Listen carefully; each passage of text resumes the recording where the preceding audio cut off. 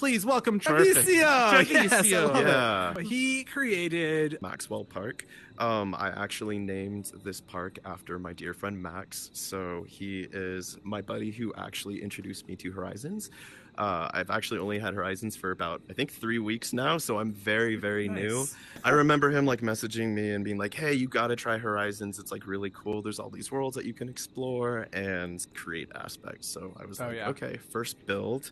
What am I going to do? Whether you want to go alone and just relax and meditate, or if you want to hang out with friends. I'm super proud of the work that I did. I really hope people enjoy, like, whether you just want to sit and relax, or the environment's really parkour friendly too. So I really was inspired to do a park scene because it was something that I thought would be a super easy thing to start with, super easy concept, something not really too complicated. There's a couple of aspects that I wanted to incorporate, like one of my favorite things is sunset, which is why it's set to sunset. And I love springtime, something about like the flowers blooming and the cherry blossom trees. I really like that.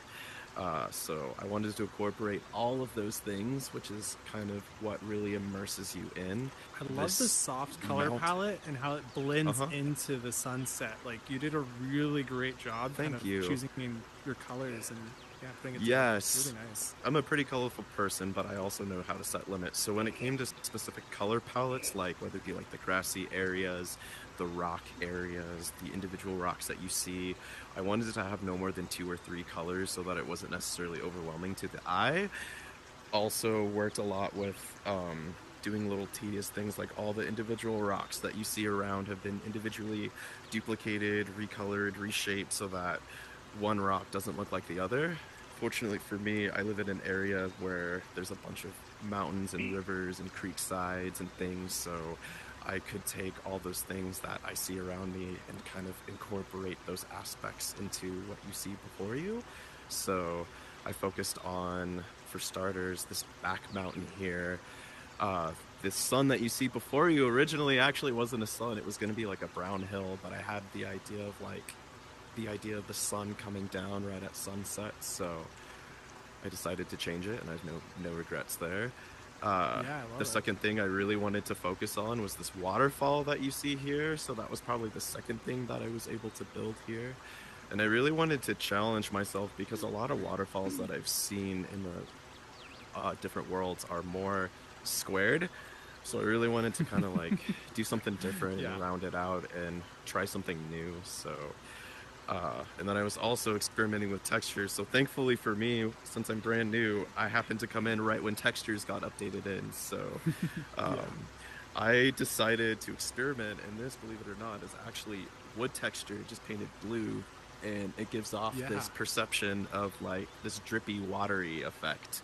Isn't that awesome? So if you're looking for something new, I recommend giving it a try. And I'm very inspired by like Disney Imagineers in particular. Like, I love their attention to detail to things, and Disney Imagineers have this perception of placing things that you can see right before you, things that you can look far beyond, that gravitates you to want to go towards that. So it's kind of partially why, for when you start here, you start in this beautiful little gazebo area, because the first thing you see is you can look around and there's multiple things that you can go to and gravitate towards, whether it be the waterfalls, the mountain, the wishing well, the pathways that you see beyond. Where do those go to? The picnic blanket over here, the games if you're with friends, like everything is strategically placed so that you can look around and want to maneuver around and look at all the different things. The immersion part really was something that I wanted to do, which is why you have all the clouds, the birds, all the random things that you can see in the skies, just to make it really feel immersive. Isn't that awesome? And then I love what you've done really with like thinking about one of the things that I look forward to seeing long term. I don't think we're going to see this anytime short term, but imagine a day when we get to design our own personal space, like when you log into your Oculus headset. Imagine if you could be in here, and like for something that you created after just being in Horizon for 3 weeks, this is exactly what I imagine that ability to do. It's like, hey, I just want to build a space that I can spawn into and feel comfortable and be my home.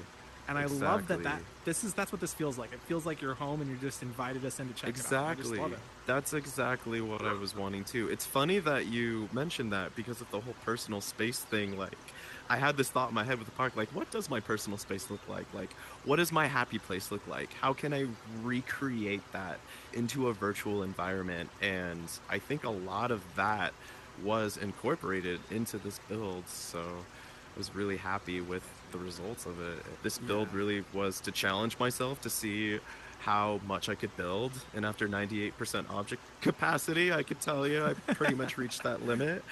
I was learning different things like the array tool from like the picnic table and the bench. I use that a lot, along with the picnic blanket. That was my project for testing both the array and snap tools. I really wanted to test myself with this, so it really actually isn't that complicated. Duplicate out one row, array it over, and then finish it off with the white up above, and then you've got the blanket. It was very easy. This took about less than 5 minutes to make, and I loved the results of it. Would you like to see where the other two trails go to? Yes, I've been dying to know, actually. I figured this was the first area, so believe it or not, this whole place was going to be completely enclosed, like that area was going to be the only thing, but I figured I might as well take advantage of all the stuff that I built already. So this area, I ended up making a little hidden waterfall kind of back here that droops down. And this was actually one of the last things I built over here. For the longest time, right here where we're standing is right where it stopped, and then you can just look beyond. It can be just a separate area for people to kind of converse. And shout out to Carlos. He gave me some advice. So when he came in here, he gave me the advice of this actually was all originally completely non-collidable, but he gave me the advice of at least making certain parts of it collidable to make it feel immersive. Yeah. So I love it. Thank you, Carlos, for that tip. I appreciate it. And he also did the same with the benches, too.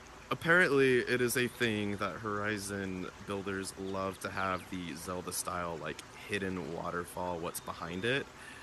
And I thought that was going to be a little too obvious. So when I put in my description that there's a secret cave here, I instantly was thinking that people were going to run into the waterfalls over here because it seems so obvious that you could hide something. Totally. But I wanted to be a little more clever with it. So if you kind of casually go a little bit over here to this side, there is a waterfall that is here. And if you slightly maneuver and look to your right, you've got, bada bing, a secret cave. And so awesome. I ended up incorporating the crystals. Yeah. So I ended up doing that. I figured, I wanted to do a little something like this is the last thing that I actually built before releasing. I love your smile there in the back. That's awesome. Jump off, right? Yeah. Just jump off. There's a respawn. I was able to learn that. It was the first script I learned. And like it's a good one to learn. Only scripts. So yeah, I do have things in the future. Like there's coins in the wishing wells. I'm really looking forward to like learning the scripting aspect. And there's already been people in the community who've reached out and want to help me learn. So I really appreciate that. That is so awesome. Yeah, and if anyone's looking for collaboration, since I'm done with this, I have the bug. I want to make more.